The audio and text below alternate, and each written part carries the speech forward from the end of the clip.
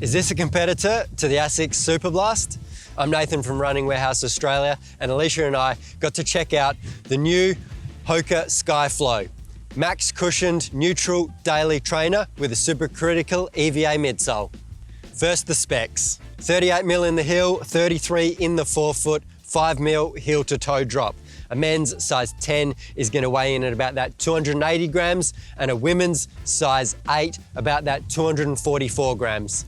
As I mentioned, it has a supercritical EVA in the midsole. They've also taken some design cues from the Skyward X and tweaked that geometry and made it a really nice underfoot running experience. Now, compared to the Clifton, this is just that little bit more plusher.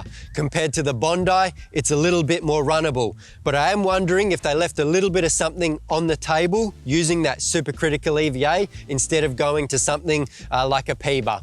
Don't get me wrong though, I did enjoy that extra plushness underfoot. Now, you're not going to be taking these out for any speed sessions. It definitely is that easy day, recovery day, or long run shoe, but that supercritical EVA just made it really nice and runnable with that little bit of plushness underfoot. Could pick it up a tiny bit. Going to the upper, you get a jacquard mesh upper here. I was a little concerned at first with a little bit of sensation of pressure around my toes, but it opened up quite nicely, and the more I had them on, the less I felt it. It just melted away on foot. I get a nice midfoot lockdown up top, and I really like the Hoka heel counter. I find this is one of the best on the market at the moment. I don't get any slipping, no irritation either. I really enjoy the Hoka heel counter. On the outsole, it's nothing special. You just get some blown rubber in the high wear areas. It's going to be durable enough for, as I said, your easy runs, your long runs. It's enough. You get a few little areas where there isn't any outsole there to reduce the weight. Hoka's done a good job here on the outsole. All in all, I think the Hoka Skyflow is a really nice addition to the Hoka lineup. If you want something which is a bit plusher than the Clifton, the Hoka Skyflow. If you want something which is a little bit more runnable than the Hoka Bondi, the Hoka Skyflow. But with the midsole, it is a bit plusher, it is a little bit more responsive and bouncy. I just wonder if they left something on the table not making it Peba. Maybe they gave themselves somewhere to go for the Skyflow too. Alicia, your thoughts on the Hoka Skyflow?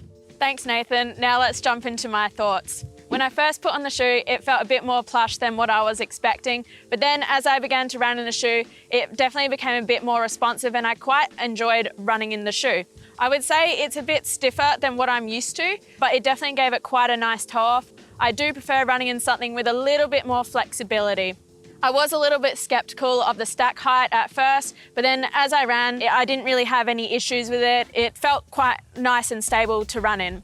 In the upper, we have the engineered jacquard mesh. It was pretty comfortable and breathable to run in.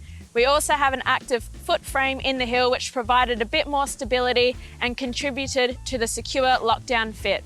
On the outsole, we have the high abrasion rubber here. I found this to be quite durable. We do have a little bit of exposed foam, and I would expect a little bit of wear and tear from that, but other than that, I don't think it's going to be a huge issue.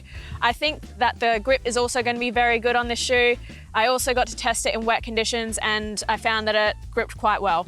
Overall, it's a decent premium daily trainer option. However, I don't think it had the versatility that I was quite looking for. It's definitely for your easier and long days, like Nathan said.